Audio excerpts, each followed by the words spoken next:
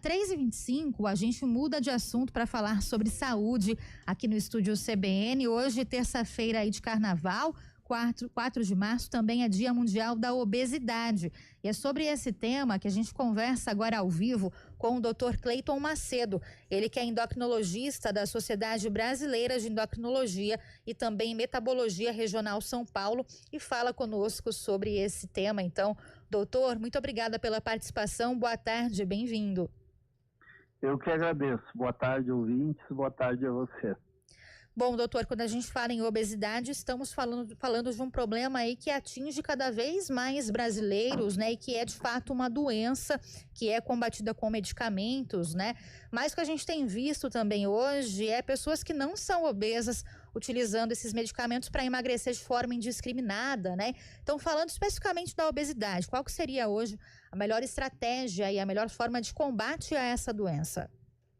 Obesidade é uma doença crônica, uma doença complexa e ela é multifatorial, né? Ela tem vários componentes, são componentes genéticos, são componentes de estilo de vida, em especial alimentação, exercício e sono, né? Então, a melhor abordagem para o tratamento das pessoas que convivem com obesidade é exatamente melhorar a qualidade da alimentação, aumentar o nível de atividade física, melhorar o padrão de sono e, dentro desse contexto de que é uma doença, muitas vezes essa doença precisa sim ser tratada com medicamentos. Hoje nós temos medicamentos mais seguros, mais eficazes para tratar essa doença. E casos extremos, refratários, podem ter a indicação de cirurgia bariátrica. Todo caso de obesidade, doutor, ele exige a intervenção também com medicamentos? Nós temos uma classificação de padrão de peso que nós chamamos de IMC, Índice de Massa Corporal. Ela é a relação entre o peso da pessoa e a altura elevada ao quadrado. Então, nós consideramos hoje obesidade aqueles indivíduos que têm um IMC maior que 30. O normal seria entre 18,5, 19 até 25. Os indivíduos que têm um IMC entre 25 e 30, eles teriam o que nós chamamos de sobrepeso. Hoje, pelos critérios científicos adequados, nós consideramos a indicação de medicação para tratar a obesidade naqueles indivíduos que têm um IMC acima de 30, ou seja, tem obesidade diagnosticada por esse critério, ou mesmo com sobrepeso, um IMC acima de 27, se ele tem outra doença associada à obesidade, como, por exemplo, diabetes, hipertensão, alteração de colesterol, de triglicerídeos, doença cardíaca coronariana ou depressão, então ou artrose, esse indivíduo, mesmo com IMC de 27, lembrando que o normal é até 25 e obesidade acima de 30, ele pode ser beneficiado com medicação. Doutor, falando da obesidade, né? O senhor citou aí já algumas questões, né? Como sono ruim, sedentarismo, uma alimentação também muitas vezes inadequada, né? Mas além disso tudo, tem outros fatores de risco também que podem ser determinantes para que a pessoa desenvolva um quadro de obesidade? Sim, principalmente a história familiar, ela é determinante, talvez seja o ponto de partida, né? E aí aliando um ambiente obesogênico, que a gente chama, né? Um ambiente onde o indivíduo tem mais propensão a ganhar peso, onde ele se alimenta errado, ele dorme de forma inadequada, ele faz pouco exercício físico, ou ele usa medicações que podem aumentar o peso, ou mais raramente ele tem doenças que fazem com que o seu peso aumente. Tudo isso faz com que, naqueles indivíduos predispostos, ele acabe ganhando peso. É bem importante a gente salientar que hoje nós estamos educando a população, os pacientes que vivem com obesidade, para que se tenha um olhar além da balança.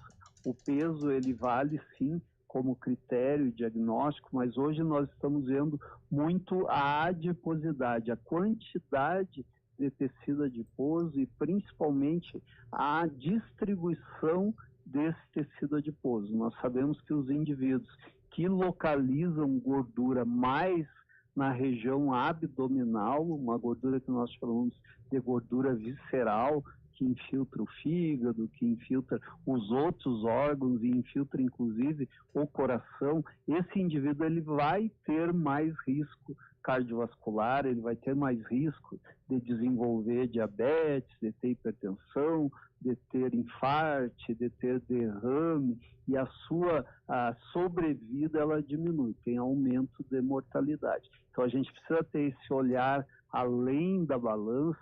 Talvez uma medida simples é a medida da circunferência abdominal, né? Esses indivíduos, normalmente, eles têm uma desproporção na distribuição de gordura e localização mais abdominal. Esses são os indivíduos de maior risco e está associado, inclusive, com o risco a longo prazo até de câncer. E a gente vem, durante esse mês da obesidade, dia 4 é o Dia Mundial, mas nós vamos trabalhar nas duas sociedades, na ISBEM, a Sociedade de Endocrinologia, e na ABESO, que é a Associação de Estudo de Obesidade, nós vamos trabalhar o tema obesidade numa tentativa de mudar todo esse ambiente que tu perguntaste, né, que é um ambiente obesogênico, onde o indivíduo ele tem já uma predisposição, mas ele se expõe a um ambiente onde ele ganha peso mais facilmente. Doutor, ou seja, o senhor falou aí da gordura acumulada, principalmente na região ali da barriga, cintura, né, enfim, região abdominal, né? A gente pode ter indivíduos, então, que estão com IMC normal, mas que têm, de fato, já sobrepeso e obesidade. Se a gente considerar esse índice de gordura, isso é possível? Sim, hoje existe até uma proposta de reclassificação de obesidade, onde esses indivíduos que têm gordura mais localizada na região abdominal, eles podem vir a ser classificados como sendo portadores de obesidade, exatamente porque nós sabemos que esses indivíduos são os que têm mais risco de desenvolver as doenças associadas à obesidade, como eu citei anteriormente. Doutor, hoje, inclusive, que é o Dia Mundial aí, né, de combate à obesidade, conscientização sobre a doença, foram divulgados os dados do Atlas Mundial da Obesidade desse ano, que mostra que 1 a cada 3 brasileiros vive hoje com obesidade, ou seja, uma porcentagem aí alta, né, e 68% da população do Brasil tem excesso de peso. É um número aí que impressiona, né? E isso tem muito mais a ver hoje com o estilo de vida das pessoas, que de fato um fator genético ali que predispõe, né, para esse sobrepeso ou para a obesidade. Hoje os dados realmente são alarmantes, são esses, né?